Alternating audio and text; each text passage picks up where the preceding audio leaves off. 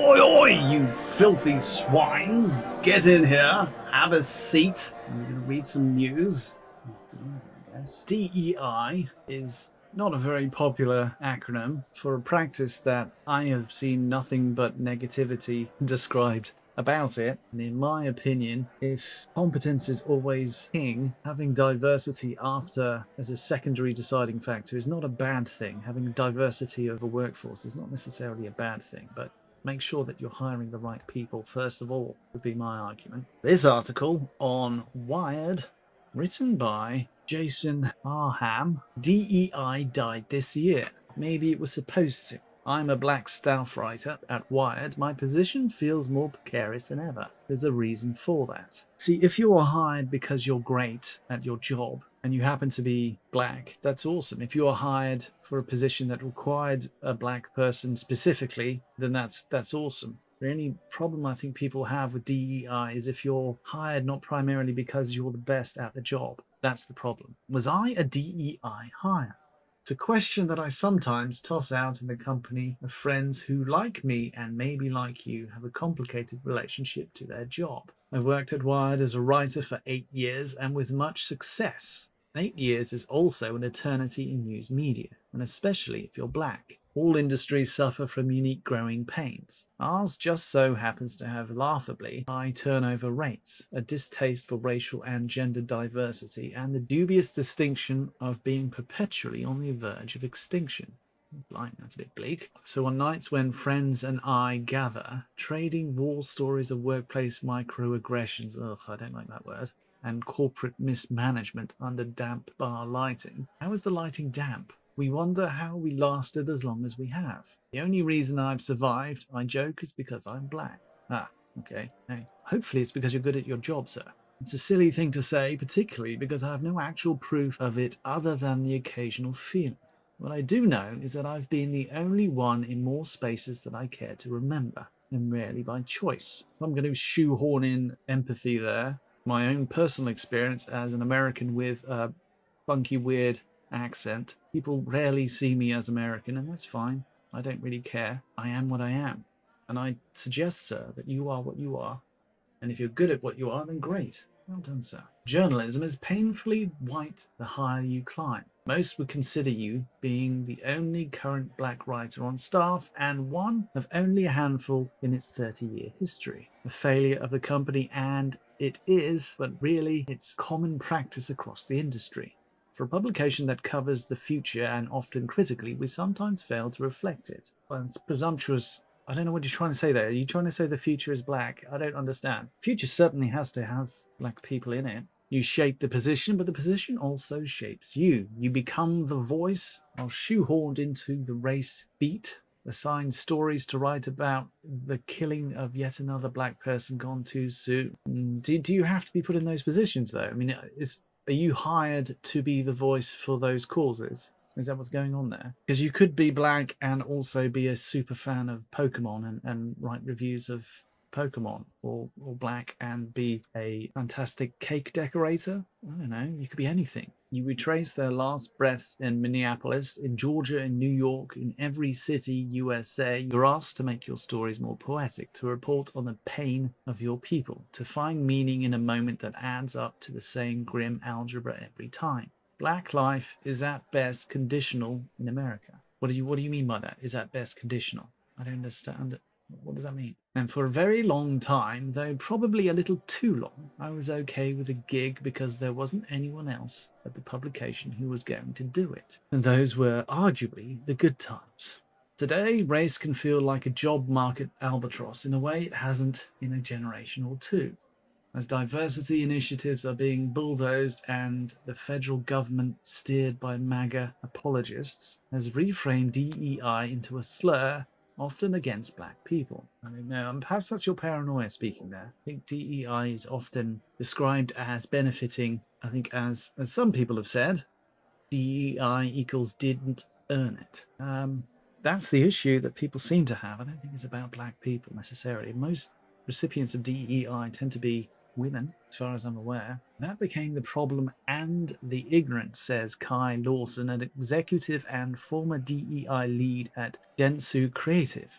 I'm trying not to take it personally, but it's the end of 2025 and that's how it feels. Like there's a target on my back. I think people just don't like to have race being the issue all the time. And I think the problem is, as you're a black person, I imagine there's a lot more to you than just your race. A lot more stuff that perhaps you'd like to write about that maybe your personal perspective could add to.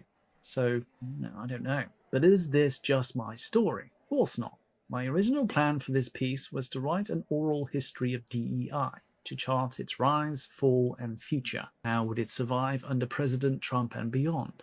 Would it survive at all? The more people I talked to, eventually totaling 32 professionals and leaders in the DEI space, the more cacophony of voices devolved into something less linear and literal than I knew what to do with. So instead, I'm going to just tell you why DEI was never going to succeed. Well, the easiest way to fathom this, in my opinion, is if you're hiring for competence first of all, and then deciding upon the immutable characteristics after, most people wouldn't necessarily care. It's if you're hiring primarily for immutable characteristics and then looking at competence. And that's the problem. And I think the biggest problem here is being able to tell between the two, between companies that may be hiring for immutable characteristics first and then competence, and those who are doing it the other way around, who are doing it right, in my opinion. Hiring people for competence. Let's say you had a pool of 10 people, one of them was black, 9 of them were white, and the company in total was all white, and all of the applicants were equally competent. Then it would make sense, in my opinion, to hire the black person because they're adding a different perspective to that company's general pool. But obviously, if you're hiring that person because they're black and not because they're most qualified, then you're creating a problem for the company and also for the general populace as well, because it's not fair. And we should be aspiring to be fair, in my opinion. DEI means a lot of things to different people. The phrase diversity and equity was coined in the 1980s by, we've got to say they're white for some reason, we've got to point that out, leadership coach Lewis Brown Griggs. It was, of course, a rebrand of an old idea, but whatever you call it, preferential hiring, affirmative action, its goal has always been roughly the same, to level paths of advancement. Women, veterans, queer people, many have benefited. Today, though, what is actually meant when we talk about DEI is, I would argue, specifically black people.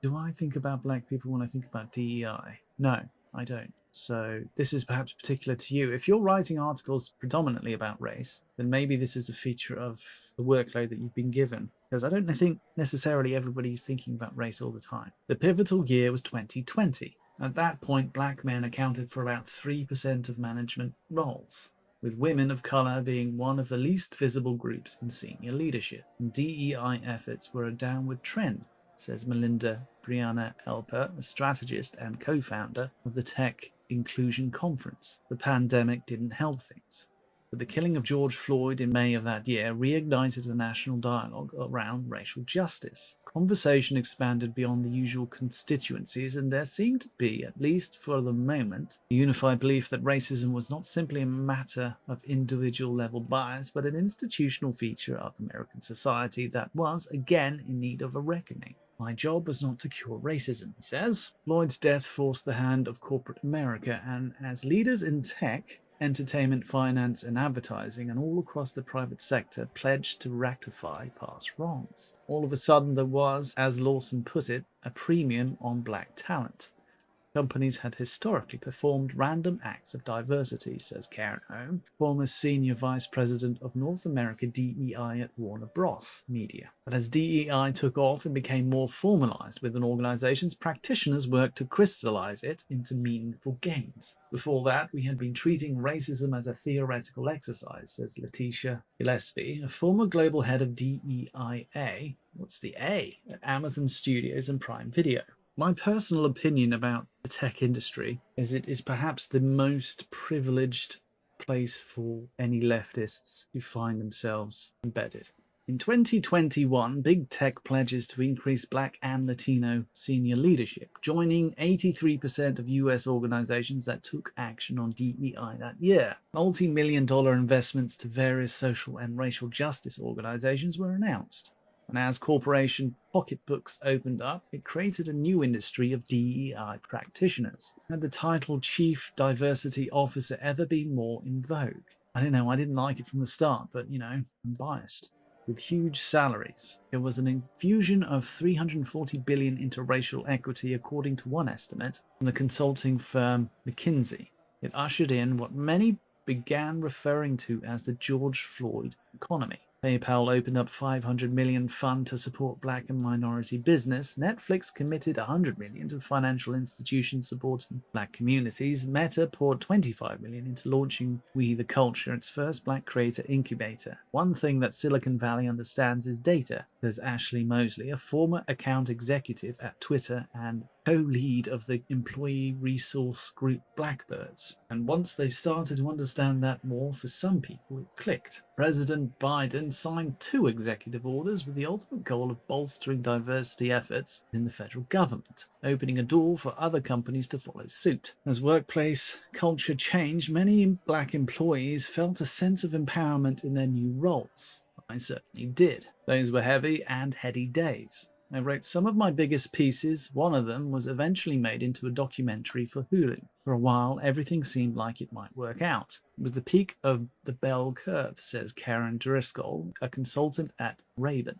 Lyra Clemens was the Chief Diversity, Inclusion and Belonging Officer, blimey, that's quite a title, at Twilio at the time. In September 2020, the company announced the commitment to being anti-racist, a philosophy that has gained momentum following the 2019 publication of Ibram X. Kennedy's book, How to Be an Anti-Racist. This was a company that built itself on being very open and progressive, she says, and the CEO was committed to that vision, and there were other CEOs who were as well. In retrospect, I don't think anyone really knew how impossible it was. I mean, one of the things that is so interesting about the whole BLM phase, most of the people who were into the movement were well-meaning, well-intentioned people who wanted to make a difference to make the world a better place. But well-intentioned people are also quite gullible and easy to fool. So a lot of these activist organizations didn't really pan out that well. Verna Myers has worked as a diversity consultant for more than 20 years. In 2018, she became Netflix's first vice president of inclusion strategy. She had always understood DEI in part as the scaffolding that made it more possible for middle-class people of color to reverse the economic disadvantages they faced. But even in the early days, as anti-black racism became a national talking point, and conversations that had been put on ice, ones around biased hiring practices, pay equity, and fair organizational frameworks, were suddenly trending again. He was apprehensive. You've got this horribly devastating event, and you're thinking, is this what it took? That? I guess so. I don't know.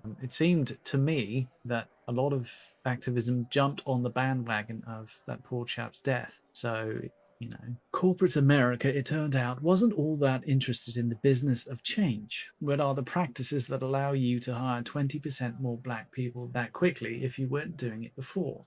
It was positive discrimination, says Darren Martin Jr., CEO of the consultancy Bold Culture. Many knew that the gains were not a genuine corrective to a broken system, that DEI was branded as a cultural problem when, in actuality, it's an economic one. It's only ever been about class, about America deciding who gets to have what and how much. There was this expectation that you, a 75-year-old company, could somehow install this person and they would resolve all your cultural ills in a matter of 2 years, says Jarvis Sam, consultant and the former chief DEI officer at Nike. I brought it to the head of HR and they said, none of this seems like it's going to give us a headline. I need something that'll help us get a headline. They were going for the virtue signal, were they? More than anything, the work took a mental toll. It was exhausting, Myers said. And I know that feeling. I remember an assignment where I had to watch and rewatch and make sense of a clip of Ahmaud Arbery's murder, stitching together what meaning I could. The work felt charged, powerful, but as Myers says, it comes at a cost. There's a moment that still haunts her for this time. A colleague said to me, it's like they're nursing at our nips again. What do you mean? Where's that coming from? Every leader was calling you. What do I say? What do I say? What do I say? And little by little, you were giving them milk and nurturing them. I don't know why you've got to go to your boobs, love. That's weird. Lawson put it another way. My job was not to cure racism. Not long after Floyd was killed, the company she was working at tasked her with finding recommendations on how to better support black employees. We came up with the real ideas, better pay and promotions. I brought it to the head of HR and they said, none of this seems like it's going to give us headlines. I need something that'll get us a headline. That's when she realized what was actually going on. The corporate function of DEI is not to actually make things better, it is to pacify. That's not necessarily a bad thing. If there is unrest, finding ways to pacify that unrest, which includes perhaps hiring qualified, diverse people, is not necessarily a bad thing. Make sure they're qualified. What many were realizing was that corporate activism, if such a thing exists, it certainly does exist, yes, at a ceiling. It was a reaction, not a behavioral change. It was a microwave approach, Martin says. Judy Jackson, then the global head of culture at WPP, remembers when the tide shifted. More and more employees were getting tired of the topic, and leaders were exhausted by it. DEI fatigue was on the rise. It was, can we talk about something else, Jackson says. DEI can sort of encourage a sense of us versus them, which is not its intent.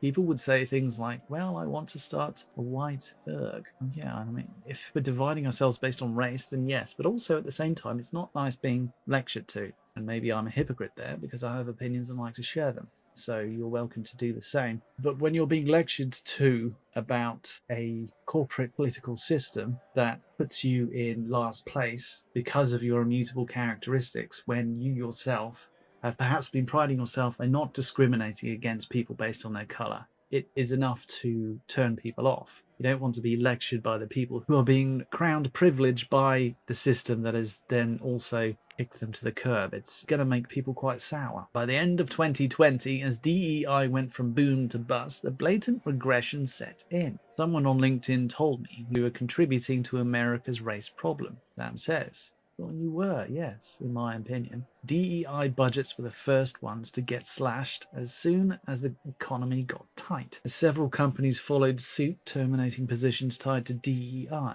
When I asked a DEI executive about that period and what stood out, maybe how it all read as corporate theatre because nothing really improved, she didn't sugarcoat her response. This is corporate America. What are you expecting, she says. It's as good as it was ever going to get. And I think the problem there is if you have a spell of time where you're allowed to get into a position and train and you become profitable, then I imagine you kept your job. But if after a certain period you perhaps weren't shining, then maybe that's why you were laid off. I don't think any company that's dedicated to making money would lay you off because of your immutable characteristics. So that's my opinion. On a cold January morning inside Washington, D.C.'s Capital One Arena, the battle lines of the future came into sharp focus. After a rally on stage where President Trump rescinded 78 executive orders and memos from the previous administration, perhaps more coming soon if the auto pen is going to invalidate Biden's executive orders, he signed a new one to end racial and radical and wasteful preferencing in federal agencies. He followed that with another order aimed squarely at DEI programs in the private sector, appointing lieutenants in the Justice Department and the Federal Communications Commission, who would later call for inquiries into companies that uphold DEI standards. Trump has taken a uniquely hostile stance on issues of diversity. His administration has scrubbed black historical figures from national websites. I'd need to see examples of that. If you have any, please let me know. Scrutinized the National Museum of African American History and Culture, enforced federal job cuts, a sector where black workers had been traditionally overrepresented. I don't understand that. Enforced federal job cuts. Hang on, black workers are traditionally overrepresented in federal job cuts? I don't understand. What do you mean by that? And all of it has been undertaken by a federal government that seems to challenge the legitimacy of black life. Why would you expect the Ku Klux Klan not to burn a cross, says a former engineer of Twitter and Google. That's what they do. He, Trump, is a racist, apparently. I disagree. and he's pandering to racist people. This summer, according to the Bureau of Labor Statistics, black unemployment surged the highest it's been since 2021. In America, one can never escape the inevitability of race. It's happening right now as you read this. That very inevitably, the one built on old power imbalances and racial hierarchy is pushing industries to the brink. The fact of it is not exactly groundbreaking. Black people have long faced systemic, often impossible barriers throughout our country's history. No other race has been as exploited or gruesomely enslaved or as continuously disenfranchised. Progress was made in spite of these barriers, but empowerment comes at a high price. There's a fine print that's meant to serve as a reminder. You're only allowed to go so far, achieve so much. In theory, that's what made DEI so dangerous to the people who ultimately wanted to maintain the status quo. It would have elevated not just a few people, but the fortunes of many, and perhaps would have been a real, if marginal, start to reorganizing America's class dynamic.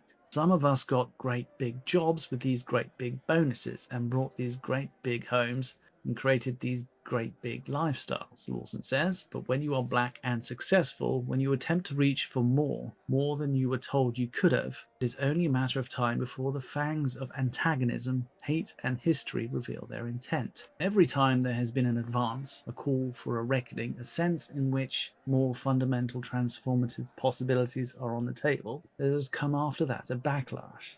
There's legal scholar Kimberly Crenshaw.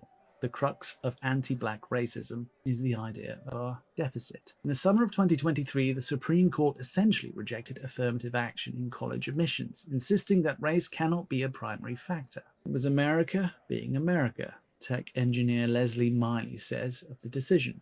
Stevie Wonder could have seen that coming.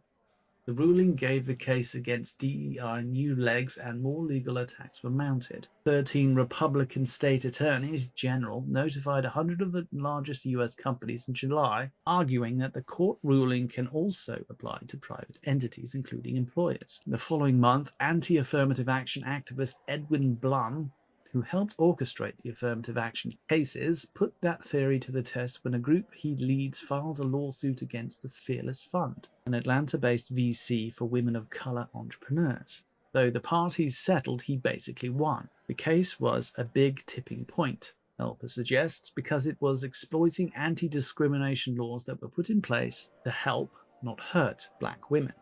By the end of 2023, several corporations had reduced the size of their DEI teams by 50% or more, including Meta, Tesla, DoorDash, and Lyft. People panicked.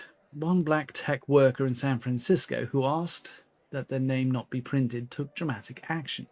I knew what was coming, they tell me. Anything that had to do with DEI, the election or voting, I deleted. I deleted a bunch of tweets, I redid my bio, unlisted Medium articles, removed previous job posts from LinkedIn. I don't want to be seen as a DEI hire or connected to people who talk about it.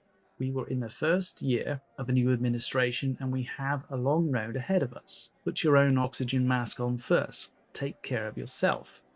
In the course of finishing this story, no fewer than 3 people who had originally been on the record when I talked to them earlier in the year asked to be made anonymous. The climate is not the same today as it was in March. One tech exec said, I would not say those things today due to the pattern of retribution. Some suspect things will get even worse. And for many people, family members, friends, it already has. I don't even think we're at the tip yet. The tipping point? Is that what you're trying to say?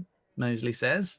A lot of really terrible things are going to happen as people try to reset the country. People have a right to feel panicked. This spring, more than 300,000 black women reported being purged from the US workplace. And according to a November federal jobs report, black unemployment is nearly double the overall unemployment rate. When I said it's hard to not take it personally, I meant it. I hold on to the fiction of my status as the only one, though it might not matter. The black middle class is being erased. Well, all middle class is being erased at the moment. There's a great redistribution of wealth, so you're not alone. But maybe DEI was always going to die. Another point almost everyone I spoke to agreed on was the goals around DEI weren't completely clear. There were not shared plans or priorities among DEI practitioners internally or holistically. There were some gaps in the collective narrative, says Rachel Williams, a former head of DEI at Google X.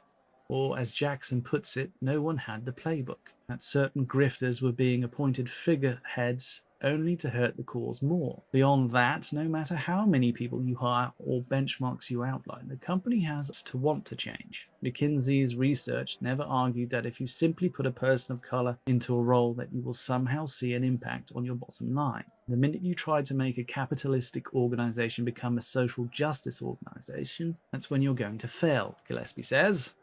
Driscoll adds this point. The fact that we use the acronym is also problematic. That's a word I'm not fond of at the moment, problematic, and was to our detriment, because it automatically makes people think of quotas over qualifications. Yes, that's the problem. That is the crux of the problem there. It's not that somebody who isn't white is chosen because of their immutable characteristics. For me, it's whether they are qualified primarily first and foremost. If that part is met, then I personally can't have any argument against it, as long as you're being balanced. Indeed, what the new age of DEI amounted to was a mild reshuffling of the black professional class. At the same time, governments don't backlash against things that aren't working, Sam says. They let it die on the vine. What that implies is that we did make progress. I kept thinking back to Maya's point about how DEI has been a scaffolding for so many people and how for the foreseeable future that scaffolding will be virtually non-existent. Just because DEI was mishandled doesn't mean it was worthless. I ended every interview of this story with the same question. Where does DEI go from here? I want to understand how, if, it could be reimagined. Will the mission change? Is there still hope for what can be accomplished? Can we hollow opportunistic versions to be replaced by something more honest, more meaningful? Over the phone from Washington, D.C., Driscoll offers a sobering take. Hope is not the first emotion that comes for me during this time, she says. It's something that I have to be intentional about reaching for. Not easy. During the course of reporting this story, there were layoffs at Teen Vogue Wire's sister publication after parent company Condé Nast. According to its union, most of the employees that were let go identified as women of color or transgender, including the only 2 black women working full-time on the editorial team. In my mind, because they were laid off, they had shown during their tenure at the company that they weren't the best at the job. And so therefore, they would have appeared to have been hired, not because of primarily their competence, but because of their immutable characteristics, or in the case of transgender people, the characteristics they identify for. If that was secondary and still used as a hiring choice, I don't necessarily think that's a bad thing if you're trying to balance diversity in a company. But if you're not choosing employees that are proficient, first of all, you're damaging the company. And because there has been a downturn in our industry, people who have been retained are going to be the ones who are most profitable, who are the ones who pull the most weight. So if you've been laid off, probably it's because you weren't vital. That's my hard take there. A Condé Nast spokesperson told Wired, while many companies have rolled back their diversity, equity, and inclusion functions, Condé Nast continues to maintain a dedicated D+I team and publishes an annual D+I report, where they're calling it D+I, not DEI. Interesting. Teen Vogue has faced long-standing scale and reach challenges, integrating into Vogue, expanding its audience, and strengthened distribution, editorial support, and operational resources. NBC News gutted its diversity teams, and CBS News eliminated its race and cultural editorial teams. Bet likewise thinned its ranks ahead of the Paramount-Skydance merger as the media reached the end of its DEI era, one headline read in November. If the social cost of having an all-white workplace no longer matters, where does the dispossession end? You'll forgive me for wondering if I'm working on borrowed time. But just as the inevitability of race is inescapable, so too is the fact that the US is only becoming more diverse. You can go ahead and play to one faction of our demographics in this country that is slowly losing buying power if you want to, but you are then planning for your company's demise, Williams says. What I can say now with total certainty is that everything feels more precarious than I let on. My personal endeavors, my professional life, my finances, my future. What's going to happen now? It's my job to accurately distill the front lines of history to make sure the dominant narrative, the one fed through warped X feeds and TikTok clips and injected with cheap symbolism on cable news, doesn't misrepresent what actually happened. What's actually happening. To paraphrase sociologist Teresa McMillan Cottom, I've made a career writing about identity and race because for a very long time it was the only way black writers could actually claim legitimacy in a public discourse that defines itself in part by how well it excludes black people. That's what I do. So here I am again, doing the thing I do, the thing that feels at once hard, contradictory, necessary, not for my responsibility, and possibly beside the point. Taken me the better part of the year to get here, to admit some pretty uncomfortable things I won't be able to take back. I've been reluctant to write the part of the story that involves me, but how could I not? The uneasy and inconvenient truth is that I am also part of it. There is no way they're going to fire the only black writer on staff. I have reasoned on too many occasions to count. But that's a lie. It's also no way to live. I'm sorry to hear that, sir. To your credit, this is a very well-written article. It's very long. I don't agree with you, but that's fine. I think if you're dead set on perpetuating DEI, I think we need some kind of system to judge whether a company had hired somebody primarily because of their talent and not because of their immutable characteristics, and therefore award that company some kind of stamp of approval or something, I don't know. Because there are companies out there who have hired people because of their immutable characteristics primarily and their talent secondarily. And they were, I believe, subsiding on monies that came from tax write-offs and benefits and stuff because of the diversity quotas that they had. And they weren't operating basically in the real world. But if you could have a system where you could hire a workforce that was diverse, but you could also prove that your hiring process made sure that the applicants were the most skilled for that role, then I think that's probably acceptable, in my opinion. But definitely for certain roles. I mean, if you're talking about journalism, having people who are diverse in certain roles in journalism is a good thing because they add perspective that otherwise wouldn't be there. But yeah, that's my opinion. First of all, hire for skill. Second of all, if you have too many of one type of person in your corporation, you might want to think of hiring somebody else because they might actually add to your company with different perspectives and be positive in that sense. That's just my opinion. That was an interesting article, well written by this chap. That's going to be it for now. Thank you for joining me. Make sure you hit the like button if you're so inclined. If you like me, like and subscribe. That's right, Oinker, yes. And come back. That is it, though. And the only thing I have left to say is Pigwig out. Oink, oinkity, snort, snuffle, snuffle, squee, oink, oink, wee, squeal, snort, snort, oinkity, squee. Oink, oink, oinkity, squee, squee, wee, wee, wee, snuffle, snort, squeal, squeal, oinkity, oink, snort, snort, squee, oink, oink, oink, oink, oink, oink, wee, wee, wee, wee, oh. Snort, snuffle, oink, squee, squeal, wee, snort, oinkity, oinkity, oink, oink, snuffle, wee, squee, snort, oink, squeal.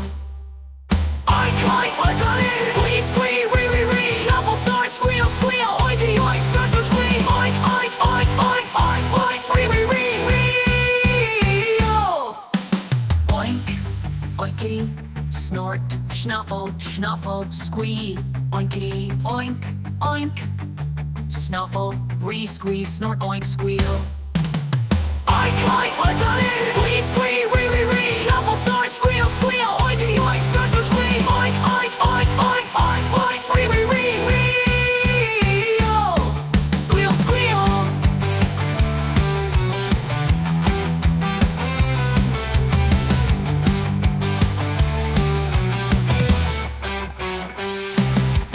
Snort, snuffle, oink, re, squeal, re, snort, oinky, oinkity, oink, oink, oink, snuffle, re, squee, snort, oink, squeal, oink, oink, oinkity, squee, squee, re, re, re, snuffle, snort, squeal, squeal, oinky, oink, snort, snort, squee, oink, oink, oink.